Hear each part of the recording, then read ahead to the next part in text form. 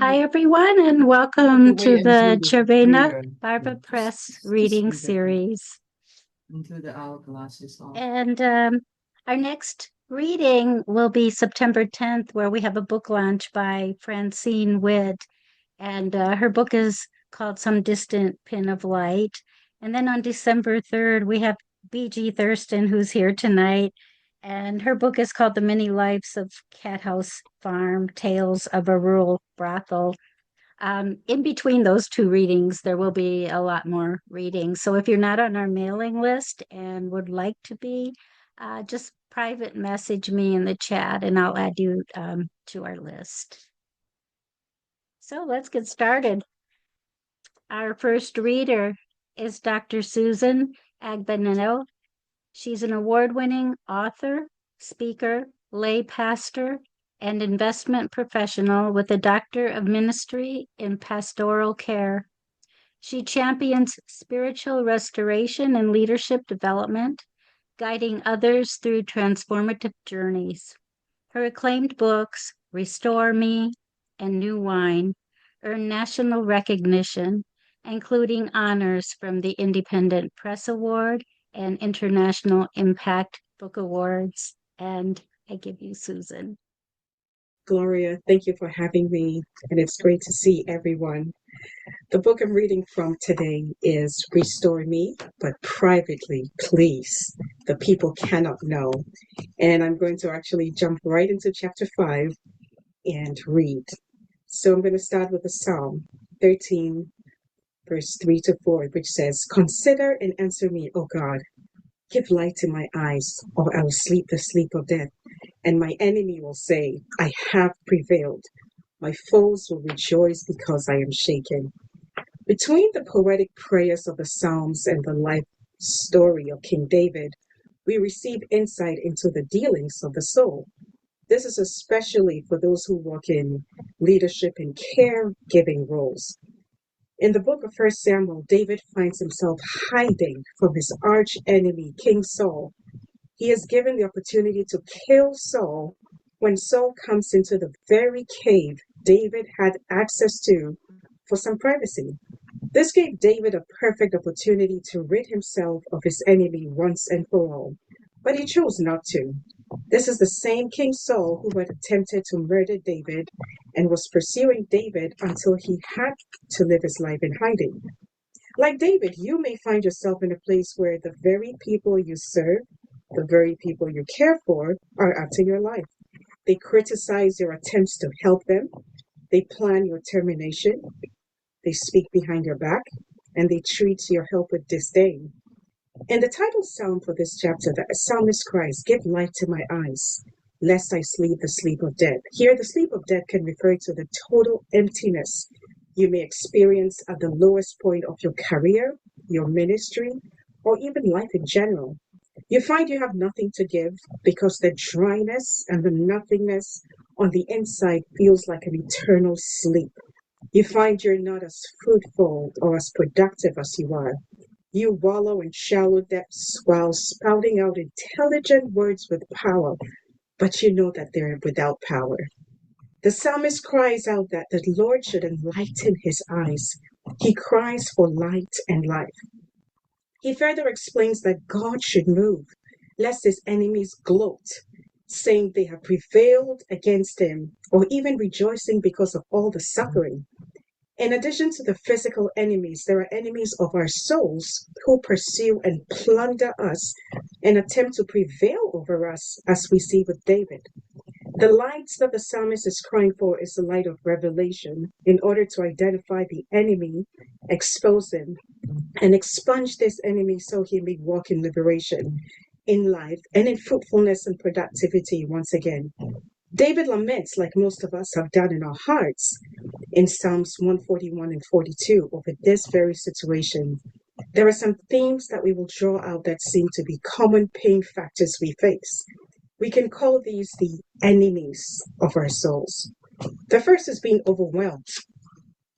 And out of that, David says, When my spirit is faint and overwhelmed, you know my way. There are times when you may experience many things at once: a personal crisis, a family issue, a a financial setback, or a legal case, all coupled with ministry assignments and congregants or people you're giving care who need attention because of what they are also going through. Sometimes it can be one issue, the death of a loved one, for example, that causes you to be totally overwhelmed. David was overwhelmed by the fact that he was being pursued for no logical reason, and his very life was at risk. That state of being overwhelmed processed processed in your soul and puts you in danger of making impulsive decisions to bring relief to your burdened state. David could have decided to kill Saul, bringing an end to the ultimate trial of his life. But what he did instead was recognize that he was just overwhelmed. He took a step back to think through his actions and then brought the issue to the Lord in prayer. Being overwhelmed or being faint in spirit is a real thing. Acknowledge it and assess what your working solutions are. In some cases, you may need to see a counselor. In some cases, you may need to see a spiritual advisor. You may need to take a week or two off to regroup. You may need to say no to an assignment because you're not at full capacity to handle it. In the case of the loss of a loved one, you become immediately aware that the normal you knew is gone because of the nature of the finality of death. Your soul processes the assault of that just as it does when there is divorce or an unexpected, unfavorable medical diagnosis. But as long as you have life, all is not lost. As long as you look to the Lord, who gave himself unto our greatest enemy, death, there is hope for tomorrow. It will not be the same normal that you knew, but it will be a modified normal through which he takes you by the hand and leads you through the current day and the next one after. Acknowledge your new season and, like David, bring your heartfelt pain to the Lord. Cry out to him and allow him to heal and strengthen you. The second enemy of the soul is loss of way. It's challenging to picture the strong and self-assured King David feeling as if he had lost his way. It happens to the strongest and it happens to the best. You may have started off with zeal and excitement to help others, to build something, to make the world a better place. The challenges of that interspersed with out of nowhere roadblocks, political maneuvers, just even sometimes to achieve a small goal, and persecution from the very people you're trying to help can make you feel lost. You may have started with clear goals, strong convictions, and entered into a season of weariness of soul where you wonder why you're even doing what you're doing. There was a season in the disciples' lives right after Jesus had been crucified where they felt lost. They were filled with a deep hopelessness and wondered if the whole visitation of Christ was even worth anything. It took Christ revealing himself to them again in resurrected form for their spirits to be stirred up and for them to find the path they were so sure about in the not so distant past. There's a value in the visitation of Christ to the disciples. We also need those types of encounters with the Lord periodically to revive a certain kind of hope and zeal. At times, we need to put a handbrake and spend some time resting in Christ, making room for that encounter, allowing him to stir up our spirits and establish clear guidance in our hearts. Another enemy of our soul is hidden traps, being overwhelmed. So David wrote this psalm when he was in a cave. King Saul, whom he had served faithfully for many years, now sought to kill him. He was caught up in physical traps, political traps, and all kinds of intrigue. You may find yourself feeling trapped due to your circumstances, as if you cannot make any meaningful step forward or in any direction. There are many traps set along the Christian journey because of the enemies who fight us. One such trap is the unguarded relationships that we get into. Sometimes they start with simply being welcoming, checking in periodically, praying with somebody. But in those unguarded moments, they can develop into something more. And the need to speak to someone sometimes becomes a barrier within that relationship in itself. And there are traps to let you fall, to lead you away from your calling, to dull your passion, to dull your zeal. And these traps are found in so many different things.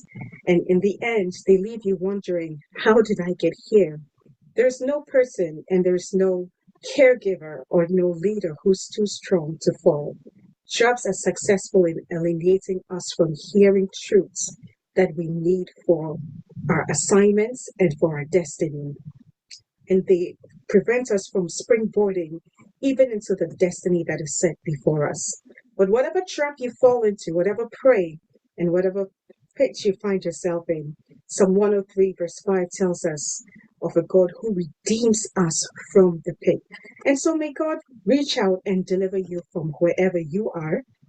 May his hand of deliverance cause you to come out and experience restoration, healing, and refreshing in Jesus' name. The last enemy of the soul we're going to look at is the enemy of loneliness.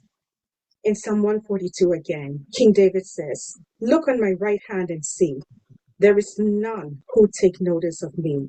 No refuge remains to me. No one cares for me."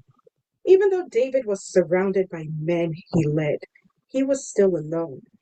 Many caregivers and many leaders deal with the enemy of loneliness. This happens over time and can become a chronic issue if not addressed. One cause is the inherent need to separate personal issues from business issues. Who does the caregiver tell when he or she is having issues? Who does even the pastor tell when he's having issues with his spouse or considering divorce? Who does a CEO talk to when a fellow person is bullying him? Who does a leader report to when he or she is dealing with racism or gender discrimination or wayward children? A whole gamut of issues that others actually looked up to them for to help solve.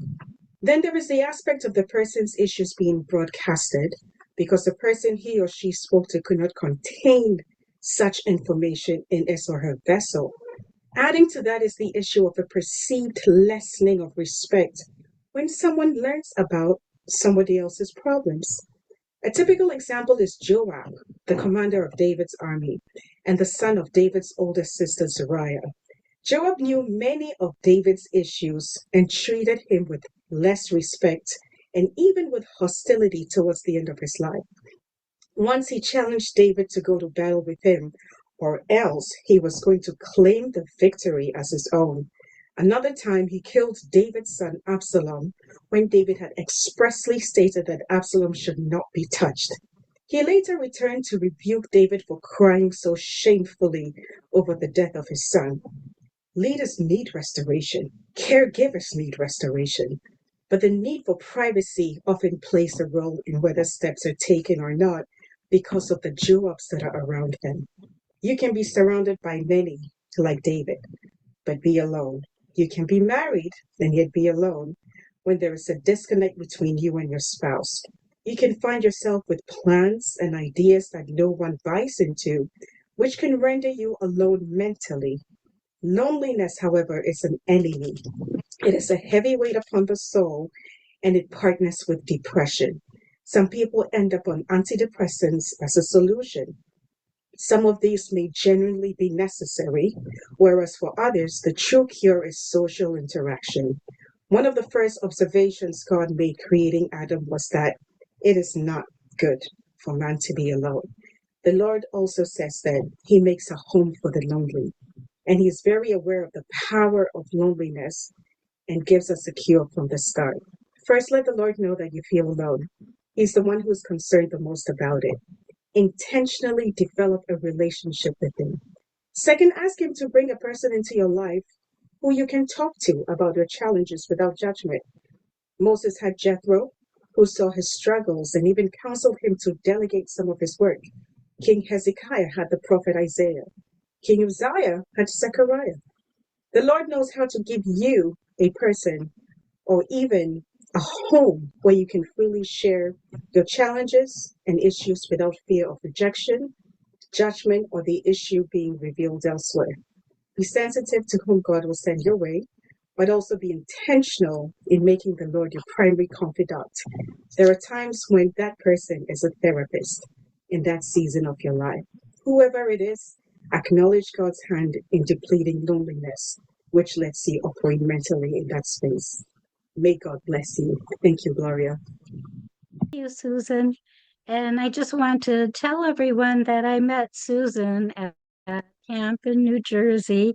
I was there speaking and workshops and talks, and it was really a blast. And went to the awards ceremony and so forth. And it was really a lot of fun. And we met a lot of really wonderful people, and nobody had, up the yin yang.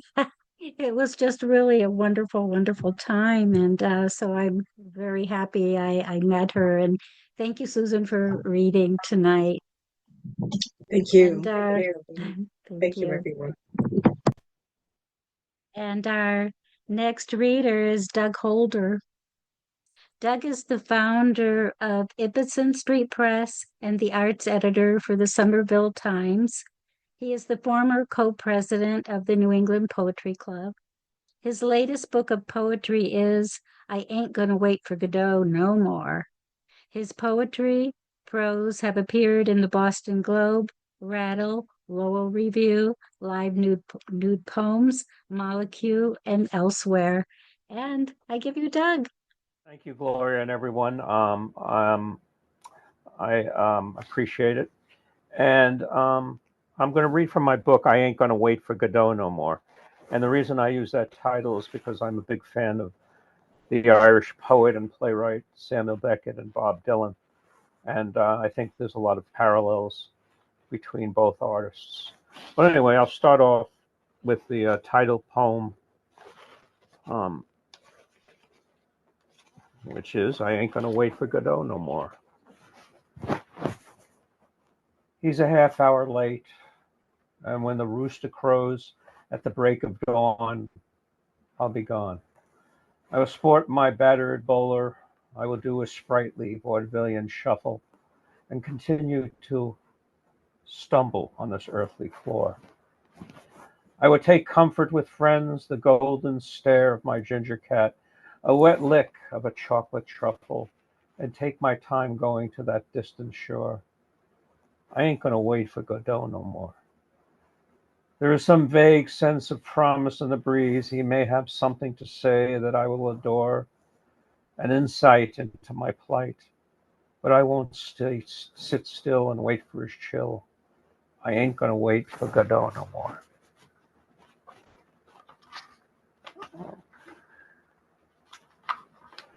Um, I was talking with our poet laureate of Somerville, Lloyd Schwartz, about the Jewish cemeteries in New York, and a lot of the stars of the Yiddish theater were buried there, and their he was telling me that their tombstones were actually like played like announcements for plays. Very colorful and all kinds of ornate stuff going on there, very showbiz. But anyway, the Yiddish theater was always very interactive in the Lower East Side of New York. People would talk to the actors as they acted, and so I wrote a poem, Hamlet at the Yiddish Theater, during Shakespeare at the Yiddish Theater back in the day. Sometimes I just want to yell at him, this poor man's Laurence Olivier. Get a job, through his thick and substantial fog. Such chorus. Enough already. And his dramatic angst. You think you had it hard, to be or not to be? If that is the question, then make a decision, they say with derision. A father might have yelled as mine did to me.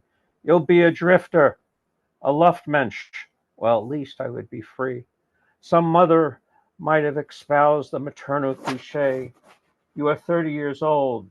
You have your whole life ahead of you. And this Yiddish Hamlet might retort, and that's the problem. My whole life is ahead of me. When it's all over, the fat lady sings and sings. Okay.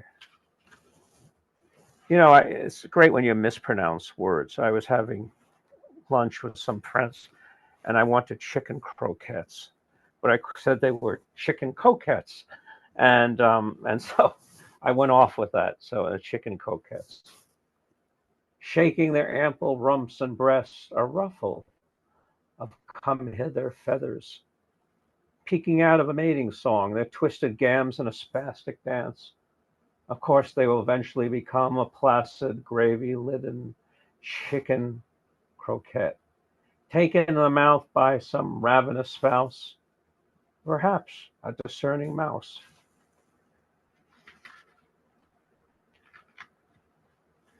How, I think you all agree that house dust is always there, no matter how much you dust, it's always there.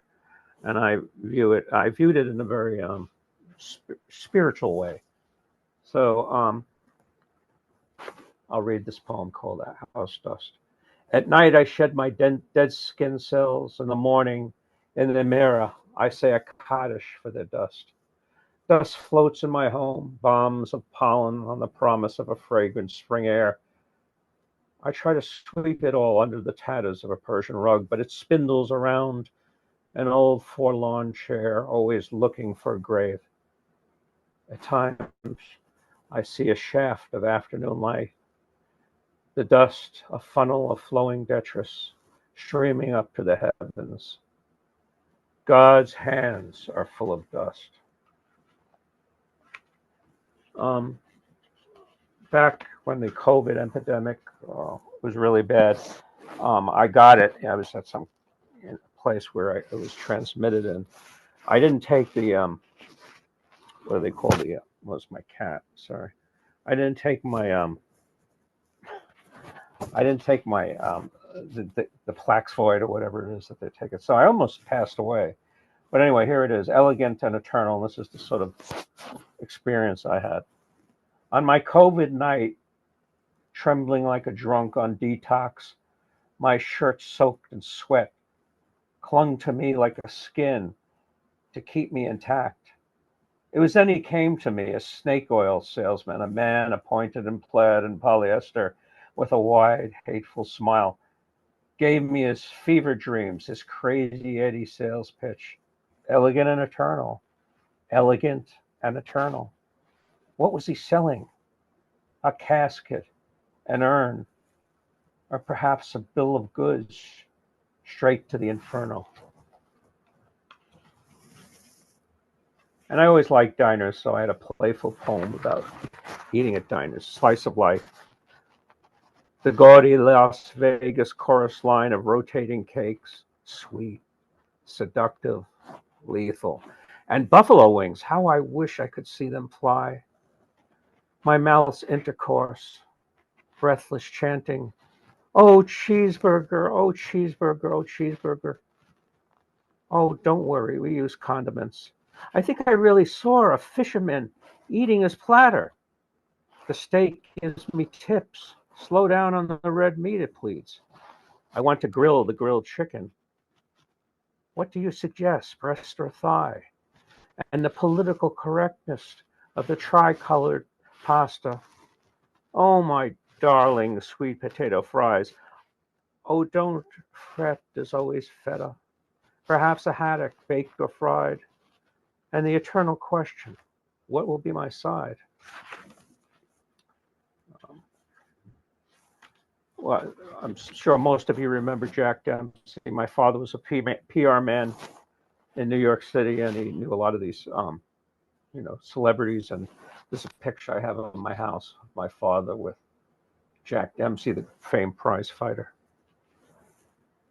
On my table is a picture of my father with Jack Dempsey outside the Brill Building in New York City. Dad's narrowed black tie, his jet black hair tamed by an oil slick of Vitalis. His left hand clenched in a fist, a pugilist meeting another pugilist. Dempsey pretends to yell something in my dad's ear, like Ali to Cosell, a graceful athlete to the Jewish Ed Sullivan posture of my PR man father. My father didn't seem to be living in the moment. He was always not here and nowhere. Now he's frozen in a frame. I will never understand him. He said he didn't understand me. Now we just stare at each other, wordless, desperate to connect. And final poem will be about in the Boston Public Library, which I used to frequent a great deal. There's an old wing a very old wing, and a new wing, and in between is an atrium, beautiful garden, fountain with Bacchante and baby and all this stuff. So I wrote a poem about that. I sit in limbo between both worlds, looking at the perpetual ejaculation of the fountain under a shock of blue sky, in a gap between wings old and new, a pause from the confluence of the past and present. Watching the ivy grip the old edifice, the clouds drift, shadows flit on the pavement, casual and transient. Still I know if I can only walk from old to new, that the brittle tomes will decay, so I will serve and pause for just this day. Thank you very much. Doug, that was wonderful. And please mute yourself back. And our next reader is Alexander Levering Kern. He's a poet, editor, interfaith educator, and Quaker chaplain based in Somerville in Maine. Author of What an Island Knows Poems, which was published by Shanty Arts in 2024, and a forthcoming collection from Cervena Barva Press. Alex is also editor of the anthology Becoming Fire and founding editor, publisher of Pensive, a global journal of spirituality and the arts. He currently serves on the advisory council of the New England Poetry Club. And I give you Alex. Thank you, Gloria, and thank you everyone for being here. I see that we are 18, which my Jewish friends tell me is an auspicious number, equivalent to chai or life. So it's good to be among you 18 and to see friends from my writers group, friends from Quaker community, and elsewhere, and to just thank you, Gloria, for all that you do for poetry, for creativity, and as a moral compass and a conscience for us. Thank you, Gloria. And Doug, who published my first poem, and Susan, wonderful to read with you as well.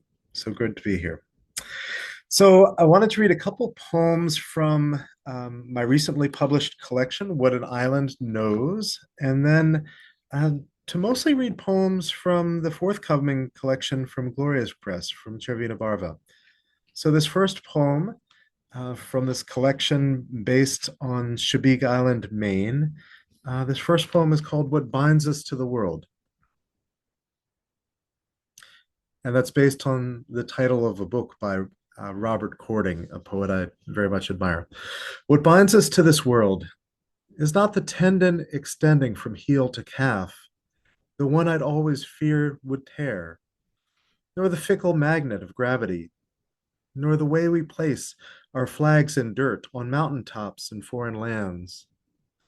Instead, it's the gaze into the heart of things, the listening to the mystery of the mourning dove and the snowy owl, sheltering there behind the veil, the soft of evening wrapping its arms across the hamlet of our lives, the play of light upon our eyes, weeping at the impermanence, a voice by the hearth telling the story of mud and tide, aspen and pine, and the search for common things.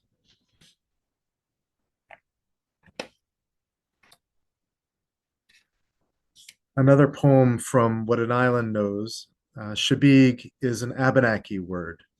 And as I read this, I'm especially remembering those at the border and all in our immigrant neighbor communities who are struggling especially and vulnerable, especially in these times. Chebeague is an Abenaki word meaning island of many springs, some say. This brook, for instance, beside the road, or the currents of words in the quiet of morning, streaming through a veil of ferns, or the creeks that slake the thirst of gulls, whose stories recall the cascading jazz of birdsong and frogs in the lavender hour before sunrise, with island roses and trillium swimming in private seas. O giver of life, giver of water, teach us to pray in streams of mercy for the news before us, a gasping world survivors of war, caravans of children, the widow, the orphan, the sign of Coyote, the one who can't breathe, a lone refugee climbing parched gullies, knocking on our door at night. These next poems are from the forthcoming collection, tentatively titled Other Deserts. And these are poems written over the course of the decade, roughly the length of the Iraq and Afghanistan wars, as I was coming into parenthood and coming into writing poetry and wrestling with what it might mean to speak a word of peace and discover some inward peace in those very troubled times. War toys. For once escaping the news of war, I seek the peace a forest knows. Yet even here a sandy bar divides the reservoir in two, and through the trees I hear the steady thunk, thunk, thunk of ancient stone on brittle wood as children laugh, then fashion from the fallen trees their pointed weapons of war. As granite boulders rest in peace, scarred by fire and strewn by ice, the sun bleeds slowly, the mine retreats across the western sky.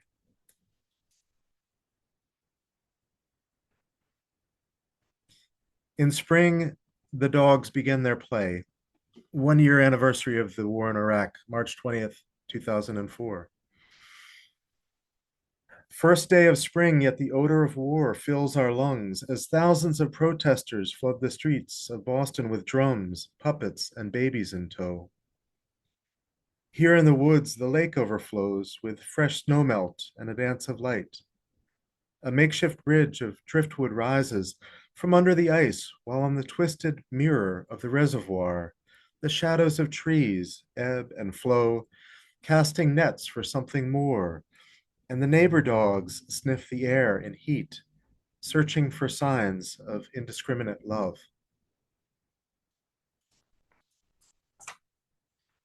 Remembering Muhammad Ali in wartime. The shortest poem ever written came from the mouth of Muhammad Ali. 2 words only, me, we, floating like a butterfly, stinging like a bee. One blow beneath the belt, and then bodies die in wars of lies as we remember the mighty black champion fighting for his right not to kill. Now slowed and trembling, he lumbers like a bear toward honey from a tree. Rise up now, warrior, teach us to fight with words and feet. Teach us the me that rhymes with we. Teach us to rope-a-dope, fly from the ring, down to the streets, to sing together with the monarch butterfly and the sweet honey bee.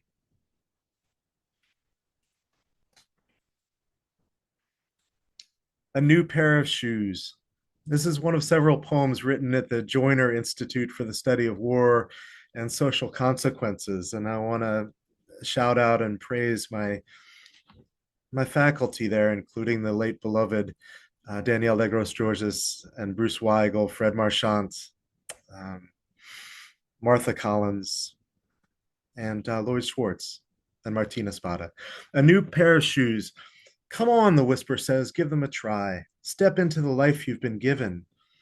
Pallid and white, they whinny and bray, electrifying the sullen streets in the last dawn of summer before school begins. With them, you could travel to distant lands, a place of new balance. Fitting, indeed, given that balance is your sole aspiration. In an instant, you're off, heel toe, dodging the dustbin of recycled fears, leaping over the puddles of discontent, outrunning the dogs of tomorrow. Soon the August night will descend, and you'll dance to the cellar to push laundry around. But for now, just linger and watch your feet, their slow rise and fall, their lantern light. Anoint them with whatever grace you possess. May each step you take whisper salam, shalom. May each block rise up and sing.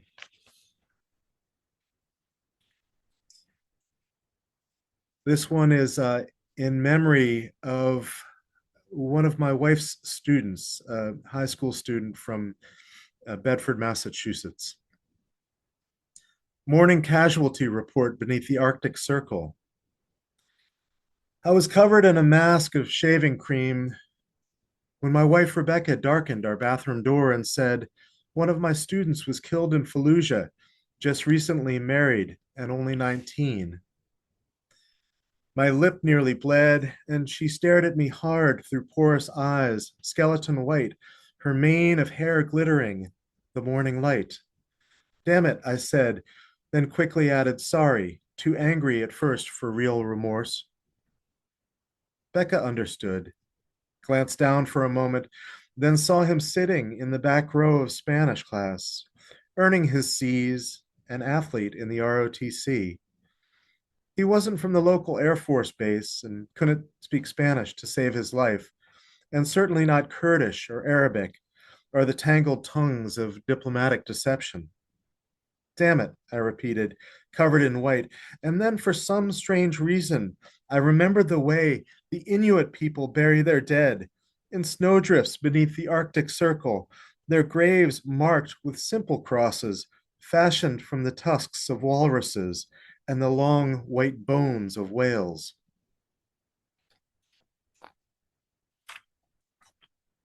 I worked as a interfaith chaplain at Brandeis University, where each week we would vigil as interfaith chaplains at the Peace Circle on campus. And I met an Afghan student. Rhythm or rhyme? My Afghan student called rhythm rhyme, or perhaps it was rhyme he called rhythm. Every week we sat together, Quaker and Muslim, two continents meeting in my office, unfolding the meaning of sacred texts and scribbling our lives in the margins. He'd hoped to learn about the Bible, not to convert, but rather to seek, to understand the soldiers and medics who occupy his mountain land. So was it rhythm or rhyme we sought, over tea in a time we could not comprehend, sharing words and wounds, scabbing over the roots and mountains? And in days to come, will we rejoice at last in the quiet wisdoms of other deserts, or weep at what we've become?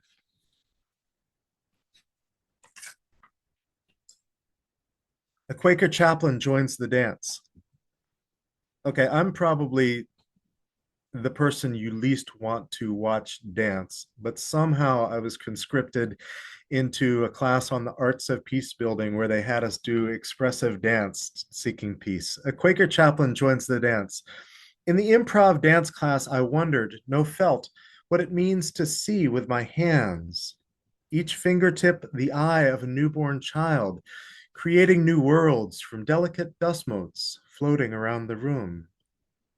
In the dance, I discovered the place of my strength, eyes set deep within my head, and also the place of brokenness, my knee and the life I do not lead, forever running after. In the quiet dance, I found at last, in the midst of war, a place to stand, alone, together, one hand guarding the lives in my care, the other one battling wild beasts and searching for traces of radiance.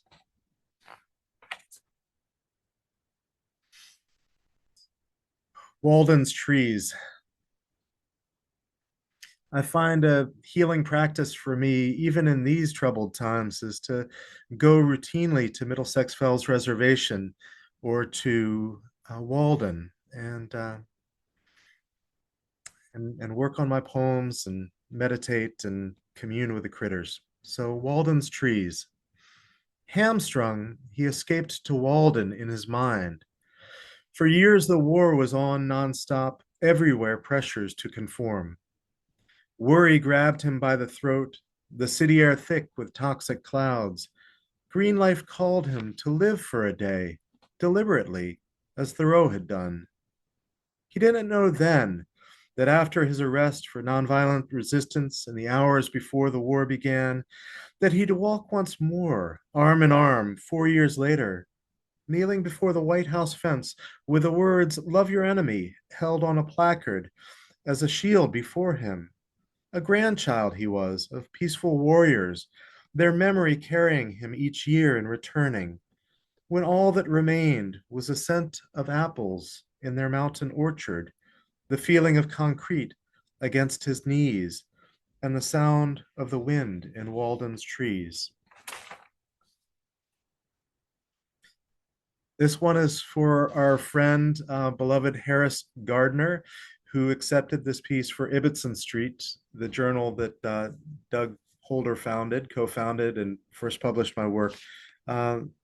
Harris was kind enough to publish this one called Babylon. If there's a boneyard of abandoned poems, shall we two gather by the banks of the river to fish for songs we never knew? Shall we stand at the shore and dredge the deeps with empty nets? Or listen instead to the frozen call of fossilized clams, the mussels scratching their razor's edge? Might we learn to sing in our mother tongue in a strange dry land where no water is? Could we sing while the harps and lyres hang like strange fruit up above? Would instruments adorn the cypress trees? Would the periwinkle snails wave tentacles when we held them close and hummed their song? When we made our way home, could we tell the stories of who we were and what it was we'd meant to say? And finally, a poem dedicated to my late friend, amigo Carlos Vega, community organizer and among the immigrant community of Holyoke, Loaves, for Carlos Vega, 1952 through 2012, Presente. This, then, is how it shall be. No longer will the crows and vultures pick at the rabbit corpse beside the road. No longer will the refugees and migrants recoil from a sudden knock at the rusted door. No, on that morning, the corn will rise in the Pioneer Valley. The mice will sing a wedding song. The old brick mills of Holyoke will loose their shuttered doors. New hope will spring in the summer rainbow rising up from the weeds. The scent of bread will fill the streets. The soup kitchen doors will overflow. The forgotten will brandish loaves like swords for the coming insurrection of love. Thank you.